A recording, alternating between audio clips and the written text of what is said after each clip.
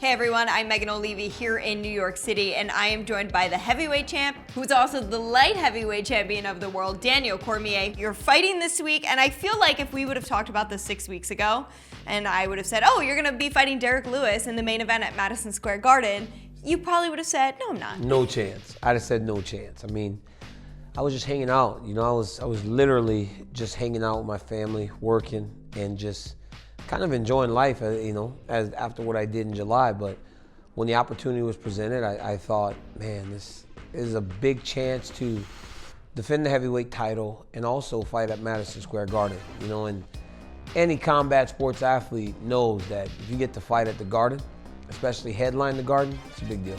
Did you think in your career that was just something you weren't going to be able to do? Because we've had fights here, but you just haven't been on the card, and you're looking towards somewhat of the end of your career, maybe in the spring. Yeah, I thought the time wouldn't work, because when you look at the UFC comes to New York City every November, right? And I was like, man, July works, November works, but I had broke my hand, and then it seemed like it wasn't healing as fast as I needed it to. I was like, it's just not gonna work this time. And they called me about a month ago and said, you know, how are you feeling? You know, I was like, well, I think my hand's actually gonna be okay. And I said, let me look at it. Let me try to punch some is what I said exactly. And if it holds up, I'll do it. And when I punched a guy's face, it held up, and then I took the fight. And then you were offered Derrick Lewis. Was that the opponent you were expecting? Not expecting, but I mean, I watched Derrick at UFC 229, and I was like, wow, you know, this guy, he's impressive. You know, I was like, so maybe. And then when I started to look at his record and everything that he's done, it became more realistic, right? Because when I left the arena on Saturday from the fight, I had no inclination that it was gonna be Derrick Lewis. I was still just gonna fight Brock Lesnar and see what happened. Yeah. But then they called me on Monday, and they said, think about it. Like, just think about maybe fighting Derrick at Madison Square. They go, but also think about what he's done, right? Because you think Derrick Lewis, I'm like, Derrick Lewis. They're like, think about it though. Think about what he's done, who he is. I go, okay. They said he's won 9 out of his last 10, all knockouts. They go, he beat the #1 ranked contender in July, and he just beat the #3 ranked contender in October. They go, this guy deserves a title fight, and if you're willing to fight him, you know, we think we can make it happen. And I was like, you know, he does. You know, he started off 3-2 in the UFC, and now he's 12-3. You know, the guy's really been crushing it. You know he's gonna come out swinging. That's what he does. In terms of your expectation for how this fight goes, what are you looking at? Because he's got those heavy hands. I think we have to take what Derrick says sometimes with a grain of salt. He's even admitted it. He goes, some things are true, some things aren't. You know, a guy says, I don't deserve a title shot. He's sitting there tired with his underwear in the middle of an octagon. But when you look at his body of work, he actually does. He does deserve a title shot. He's as deserving as anyone else in the division. And he will bring it. You know, he'll bring the fight. That's what he does. The only way he knows how to fight is just throwing everything with 100% power. But when you're where I am and you've seen what I've seen and been where I've been, nothing surprises you anymore. Everybody punches hard, and I think that I'm gonna beat him up. You know, I truly believe that there are just levels to this game, and not many guys are at the level that I fight at. Do you think that this goes the 5 rounds it's scheduled for? This doesn't go 5 rounds. What do you think it goes? I'm gonna exhaust him. I'll get him done by 3.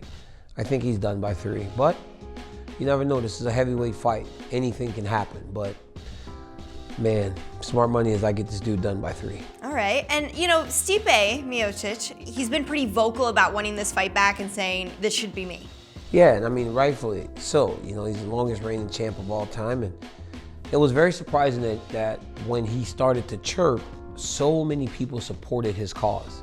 But ultimately, he is the longest reigning UFC heavyweight champ of all time. And to fight him on a month's notice is not the best idea when I think about it. It's not the best idea when I think about fighting Derrick. But unless Derrick has just taken his training camp before Volkov, rolled it into this one, and worked harder than he's ever worked in his entire life, he could not have outworked me and gotten his cardio up to the way that I fight to be able to stay with that pace, you know, but Stipe can. So in essence, I'm giving Stipe a compliment, but he's just kind of batting it away. Let's go back to your preparation then for Derrick. What were your main concerns for yourself heading into this? What were you thinking, like, okay, I have to make sure that I'm focusing on this to be ready? Cardio. I need to get my cardio. And you know, with a month, you can get in pretty good cardio shape. I mean, you train, you work out, you know that in the beginning, you're like, I can't breathe, I'm dying, right? But then a week later, you feel a little better. And a week later, you feel a little better.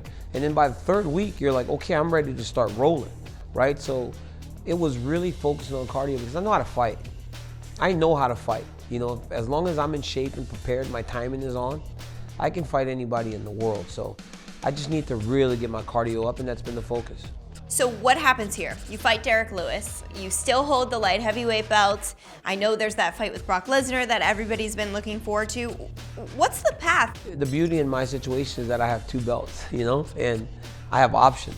The problems that I face are great problems to have. They say they're going to take the light heavyweight title once Jones and Gustafsson start to fight, but that was with the plan or the contingency that I get the first title fight if I decide to go back down and fight that guy.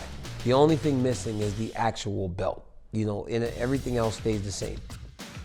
But if I don't choose to do that, then I have the biggest, most cash rewarding fight there is in the game outside of McGregor, and that's Brock Lesnar. You know, so I've got some good options. They tell me Brock may be ringside this weekend. I look forward to getting after him again if he does after I beat Lewis, because last time he pushed me. And I wasn't ready. I need to dig my feet into the ground because I don't like the visual of him flinging me halfway across the octagon. But your teammates and your coaches were very supportive there. Rosendo was, but he also has come clean. He said, I said, what if he'd have turned and attacked me? He goes, you had better been right behind him, because he knew he was in trouble. It would have been like a pit bull on a poodle. And honestly, I would have let Brock beat him up too. It would have been the funniest in the world. I'd have been cheering for Brock. Brock, kick his ass. He needs it.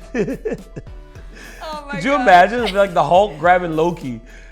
I thought It'd be like the Hulk and Loki, just bang, bang, bang. That would have been hilarious. When it was happening, I was like, does he even feel that? Or like, what? He kind of looked off to the side. Brock's like, wait, what? Did a man push me, or is there a kid in here? Brock's like, wait. It's like he didn't even move him. It's like Ro, he pushed him hard too, but then he stopped like, wait, what did I just do?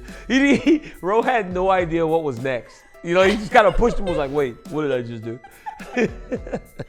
Oh my gosh, Daniel, it's so great to see you in such great spirits during fight week. You know, you're always such a pleasure to work with, but it's nice to see you not have to worry about the weight cut during this week, especially with the short notice fight. If they would have said, yeah, Madison Square Garden, but this is light heavyweight, would you? It would have been tough. I mean, I did that before with Rumble in the initial title fight. Remember, it was only 3.5 weeks to Rumble. And they said, okay, you got a month to get down to weight and fight for the title. I hadn't been UFC champion before, so I was like, I will do everything. I mean, I was doing 3 workouts a day, 7 days a week, because I needed to be prepared. I just got on the scale right now for check-in with my clothes, my shoes, my coffee, my phone in my pocket, my Beats, and I weigh 254 pounds. So I'm like 245, 246 again, you know, so it's perfect. It's like the best thing in the world. Now you can go have good New York meals with your family. I can. We had some good the other day, but I don't get to eat whatever I want. You know, I have a nutritionist, Ian Larios, Lockhart and Leith, they're still working with me, and you know, those guys keep a close eye on me, because otherwise I'll be in the Pringles. Excellent. Well, Daniel, it's always such a pleasure. Best of luck to you. We're excited to see you compete at the world's most famous arena. Megan, thank you so much. And congratulations on all the success that you're having. The NFL and Fox stuff is awesome. I'm very happy and proud for you. We got to have our morning show now. We That's need next. to, right? That's what's next. Thanks, Megan.